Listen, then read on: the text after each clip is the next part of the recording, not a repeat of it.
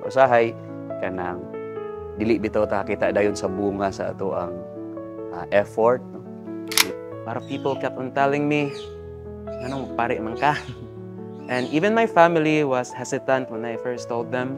Kamuta nga mahimong mayong pari, nga matudloan ato ang mga flock, nga matagan sila may example niya, dili ta kita sa bunga sa ato ang effort, no? Mawad ang tagpaglaom. Some of them said, Dong, kanang wala tay apo ana. Or if not, sobraan ka sa pag-ampo ra dong. Hinay-hinay lang gamay, basin muna ang rason nga nung nakauna ka magpari ka. Pag-ampo sad ni, no? Sa talan nato kung maigsong pari, no, nga, dili ta mawad-an sa ato ang paglaom. Kaya Ginoo ra may matag og bunga, no? Siya ra sa ikibaw kanus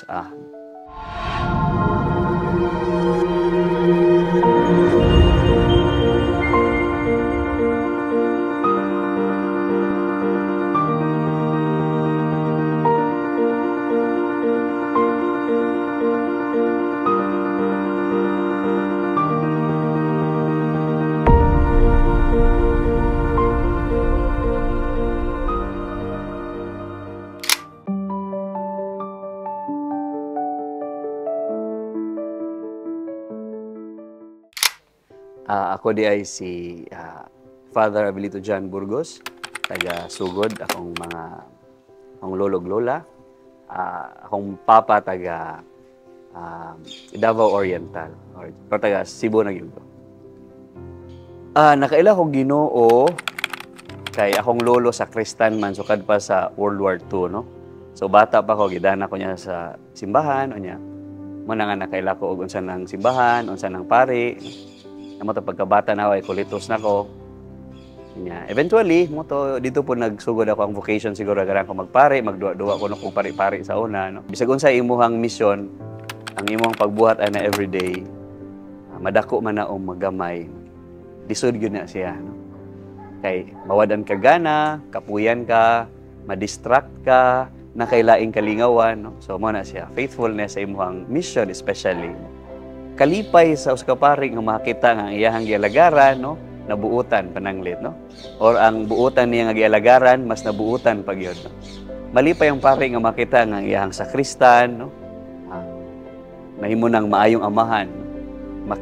Malipay ang pari nga makita ang iyang liminister, no, mahimo nang maayo nga lolo ug daghan na siyang mga apo nga iyahang gitudluan sa diya sa pagtuon. Mo nay nindot kay nga reward, no? Siguro challenging time sa ako ang bukasyon kadtong nag-eskwela ko sa gawas, no. Dili pa ko pare, seminarista pa ko, no.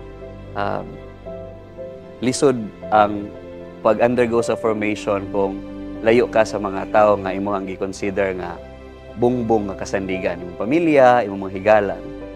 And akong mainumduman adto, no, kung kahilakon ako, no, kay motutok ra jud ko sa kanang image ni Mama Mary sa Guadalupe sa akong kwarto, no. Kaya murag ito ay murag somehow, no, makainom na ko sa Cebu. And kay lahi man ang kwarto, no, lahi og building, lahi og cutlery, lahi tanan, no. At least kato nga image nung pahinumdum ko diri sa atuan niya. Somehow it gave me hope nga. Sige lang, mauli ra ko dito, mahuman ra ning tanan niya. Music has always been part of my life, no. I feel nga music speaks to the heart more directly, no. Di siya kinahanglan og words. Una muna nga, on the one hand, as a musician, makapagawas ko sa akong gibati without saying any word. Pinagi sa music nga akong buhaton, no, sa akong pagtukar og piano. On the other hand, sad, no, ako matouch ko sa mga pinagi sa music, sa mga akong kasing-kasing, no, mapukaw. Akong pagtuo, akong paglaom, akong kalipay, akong mga pagbasol.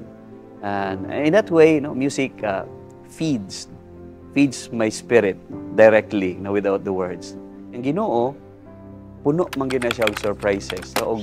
og ang imuhang gi-expect mo ray imong gusto nga matuman sa imong life, no, wala nay lugar ang Ginoo nga matag nimo og surprise ba. And many times, no, daghan kay siya surprises nato, no, dili lang bati, no, kana pong maning ganahan sa gamusunod niya ba kay kanang nindot di ay mosunod sa Ginoo. Hope is openness gyud nga nilaom ko nga tagaan ko sa Ginoo ani nga future.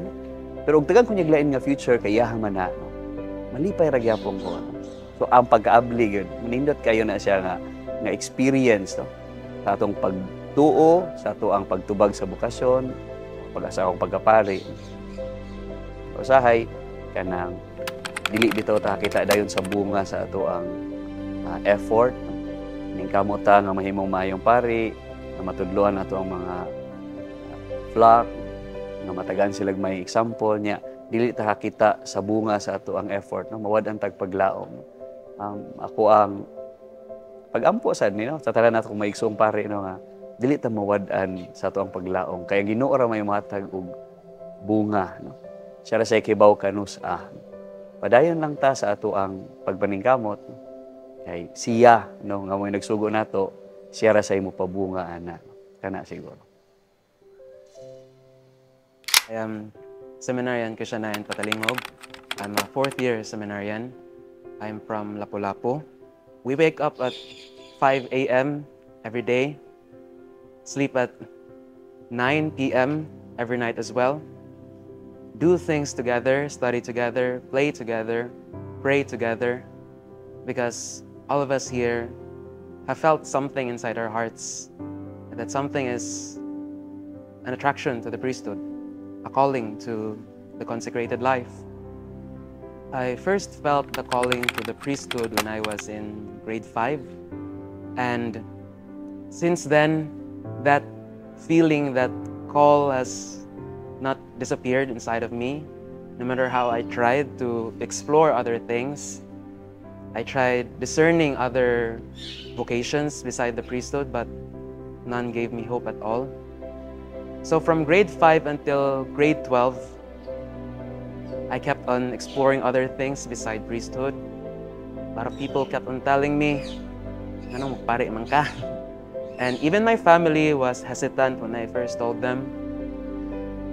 Some of them said, "Dong, kanang wala tay apo ana." Or if not, sobraan ka sa pag-ampo ra dong. Hinay-hinay lang gamay, basin muna ang rason nga nung nakauna na ka magpare ka. But lo and behold, the feeling that I don't know what to call it honestly, stayed throughout the years. And the journey has not been smooth. Nothing is. Pandemic struck. I still remember lying on bed at dawn, listening to Pope Francis' message during the pandemic in St. Peter's Square without people at all, with him raising the monstrance and repeating the words from my favorite gospel passage, "Lord, do you not care?" I tried to follow the best I could, but why do I feel so empty and so shallow right now? But then I realized happiness can only be found if one tries to faithfully surrender oneself to God. Simple as that. And if I try to force myself to another path, di gid ko magmalipayon. Every day, I get to see the ugly sides of myself and beautiful sides of myself as well. But if you want me to tell you what's the biggest challenge in the singular, I could not pick one. Those are the problems that which only God and only I know about. And I still recollect many nights wherein I would think to myself, gitawag ba jud kaha ako, or it's only my projection, it's only my imagination that I'm called to the priesthood. But I'm still here. That's the only answer I can give to that. To go back to the calling, I just go back to my Galilee. That's how they call the first reason why you entered something here in the seminary.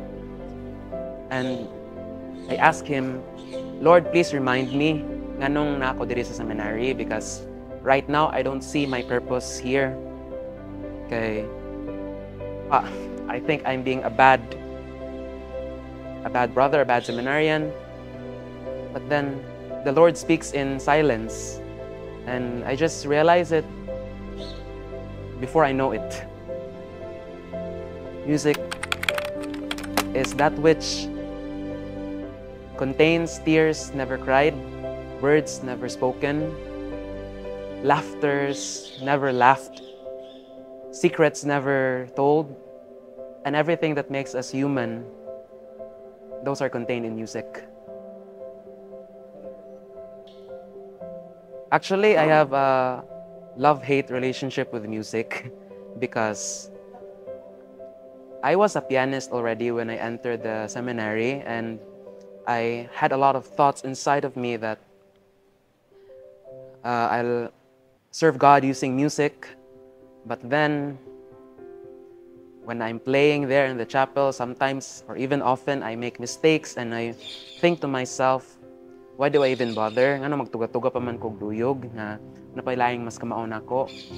Now I've started to fall in love again because a good friend told me, kanang remind yourself, nganong nilingkod ka sa piano on that afternoon after school, nganong kag tuplok sa keyboard without anyone telling you and without the people in the seminary telling you that it should be like this and like that, without the pressure and only you yourself and the music that you create. In high school, I was very worldly. I really cared and internalized what the world had to say about a person. You need to have 6 digits in your salary. You need to have a 4-story house. You need to have this and that. You need to have flawless appearance. Beg my friends to come with me to the nearest mall so that I can get the newest trending clothes and all. But then I realize now, at the end of the day, what matters really is you and God. You and God. Simple as that. The simpler one's perspective is of faith, I think the deeper it is. By all means, the more graces I have indeed received, the greater is the call to be humbler. That's how I see being a seminarian has changed my life. I will always hold onto that principle nga balag mawa ng tanan basta ilang gyud ang paglaom. Kay if mawa na ang paglaom, the rest will go down as well. Honestly, I remember even going to the opening of the Jubilee and why does hope not disappoint? Where does this come from? I tried to read where that came from. It's from Romans, the letter of St. Paul to the Romans. And before that part, he says actually that our being filled of the Holy Spirit is the source of that hope. And I think that completes the equation nga nganong mulaom ta, nganong mubangon ta kada adlaw. Tungod kay naay nagigugma nato. And that someone is God. My message goes first to the youth, I guess, to the people my age, to consider first. Consider first, because sadly, ang pagtanaw sa mga tao sa vocation karon is restricted only to one, no? And people always put that unrealistic standard nga if wala kay partner, magulanan ka sa imong kinabuhi, kung wala kay masawa or mabana, walay mag-atiman nimo kung matiguang ka, hence that label of dalagang gulang or ulitawng gulang. Those are common in the province, and almost every student I campaign vocations for, nakaduho na gyud na sila ana. And I understand for practical reasons po, pero vocation first and foremost is following the will of God. And going now to my message for those who are seriously considering the priesthood or the religious life,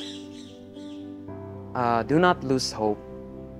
Because even amid the many issues that the church is facing right now, even our country, daghan kay mga scandals, a lot of things have rocked the church since then, and I understand if it's discouraging because I too have lost hope a lot of times. But if you put your vocation on Jesus, not on your parish priest, not on a cleric, not on an idolized cardinal, then the rest will follow. Because the sad thing here is that people think of priests or even the church as a whole as a museum of saints. No, we're not. We're a hospital for sinners. And you and I are just as sinful, and we're all in need of Jesus. And answer and dare to answer that call to the priesthood, because for my part, this, and I think will be my number one motivation to become a priest. It's because it's only the priest who can give us the Eucharist. Looking for one's direction in life is really, really confusing, stressful kay na. And even me, nga people think that I've got life figured out already. I think wala man guroy tao nga sa iyang ka stable kay walay need for reconsideration from time to time kay di man gyud need nga ma-discover nganong na ako diri ron, nganong kaniyang gipili. In short, let God surprise you and the rest will follow.